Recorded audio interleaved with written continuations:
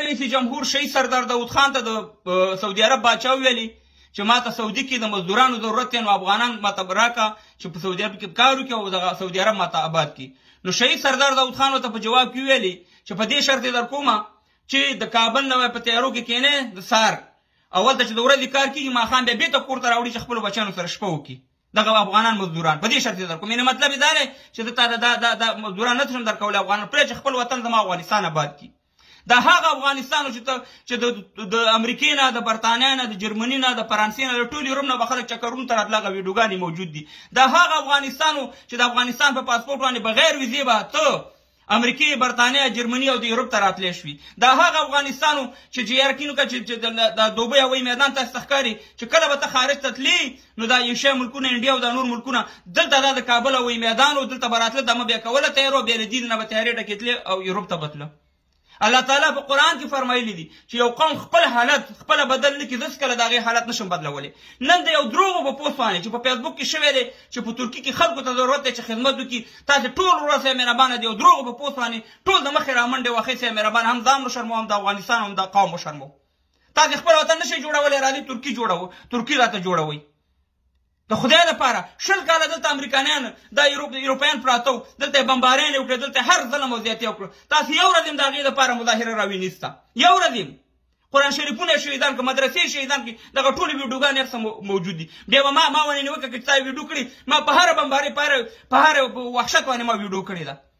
مګر په همدغه کابل کې به چې یو زورواکی ونیول شو یو جنګ سالار به ونیول شو یو غصبګر به ونیول شو تاسې ولس به د هغې په حمایت کې راووتئ چې دا را خلاص کړه یو لوټه غوړي بیا دله درکړه چې مهربان یو 1500 افغانۍ بیا دله جب کې واچولې. زه همیشه په لایفونو کې ستاسې د ولس په سر نه خلم خلک وایي دا ولس ملامت دی د ولس نه دی ملامت حکومت ملامته دی. اوس طالبانو 15 میلیونه افغانۍ کومک کړی دی د ترکي سره ښه خبره ده موږ یې تاییدوو ډېر زبردست کار یې کړی زموږ سترګې اوچتې کړي مګر تاسې زموږ سترګې ټیټې کړي چې هوایي میدانونو ته یو ځل د امریکایانو په وخت کې وشرمولو اوس هم بیا وشرمولو. همدغه ترکان دي همدغه ترکان به د دې حکومت سره ودرېږي دا ترکي چې کوم څنګه ورانه شوی په زلزله کې دا به ټوله جوړوي. مګر هم تاسې په هغه وخت کې چې د ثور انقلاب وشو لا ډز شوی نه و چې پاکستان ته منډه کړې وروره په هغه کچه ګړې کیمپونو کې چې انسانانو پکې ځناورو پکې ژوند نه کوه په کیمپونو کې وروره واړول خپل وطن په زوره وران کړو. شمشتو ته لاړئ منډا ته لاړئ مټې ته لاړئ ستا مهربانه خپل وطن پرېښودو آباد کورونه چې دلته روسان راغلي زموږ سره بمباریانو ظلمونه دومره نه شوي څومره چې تاسې د وخت نه مخکې خپې سپکې کړې لاړې پاکستان ته وروره کله داسې منډه کوي کله داسې منډه کوي. انډیا والا چې څومره غټ ملک دی یقین وکړه چې هغې په سړکونو باندې ولس شپې کوي په سړکونو چې سهار راپاڅېږي اسمان ته مخکې یا باګوان هغې الله ته باګوان وایي یا الله شکر دی چې خپل وطن خاوند دی بخیر که په سړک باندې شپه کوم. نو د خدای په لحاظ باندې تاسې بله ورځ راپاڅېږئ چې په سویډن کې قرآن سوی دی او مظاهرې مو کړې بلکل ښه خبره چې د هغې دغه قرآن دا چېرته سوی دا په پېښور کې تاسې وکاته چې 100 پولیس والا شهیدان شو او په سلهاو قرآن شریفونه شهیدان شو.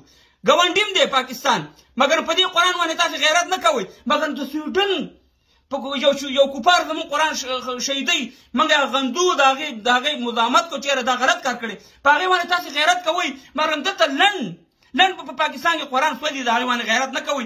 په افغانستان کې قرآن سوځي په هغې غیرت نه کوئ. یعنې دا قرآن چې دی په سویډن کې دی که دا په افغانستان کې هم قرآن دی که په پاکستان کې هم قرآن دی په دې باندې تاسې نه راوچتېږئ او هغې داسې مهربانه نه نېغ کېږي مظاهرې هم کوئ. د جنکو مکتبونه د هغې لپاره تاسې نه راوځئ د بل شي لپاره تاسې نه راوځئ خو صرف د خارج خبره چې شي یا د زورواک یا د جنګ سالاران خبره شي د هغې لپاره راوځئ. خدای لپاره د افغانستان مه شرموئ. تاسې سره همدغه طالب جوړېږي ځکه تاسې د زور مسلمانان هستئ ولکن نه تاسې په جمهوریت پوهېږي ولکن نه تاسې په ازادۍ پوهېږي په یو شي نه پوهېږي صاحب مهربانه په شرمونو افغانستان هم وشرمو. د خدای لپاره لږ سوچ کوئ پارشي وانې ځانونه هم لیوني کړي موږ هم په دنیا کې وشو دا داسې نه ویمه دغه تیاره کې چېرته په اسلام آباد کې ودرېږي هم دغه حل به وي که دغه تیاره چېرته په ترکي کې ودرېږي چې امریکې ته خلک ځي هلته هم خلک داسې دا کوي خو لږ یو سوچ کوي یو فکر کوي چې دا خبره رښتیا ده که دروغ ده. د خدای په لحاظ باندې د امریکایانو په وخت کې زموږ څه حال شو چې امریکایان واته څومره بېعزته شو په نړۍ کې زموږ هغه ریکارډ یې خراب کړو. د خدای لپاره په آینده لپاره د وطن غم وکړئ. وطن به څوک جوړوي چې موږ ټول منډې وهو خارج ته ځو او بیا به همداسې مهربانه سر و سامان هم نه دی معلوم خپل غوږ نه ګورو سپي پسې منډې شروع کړي.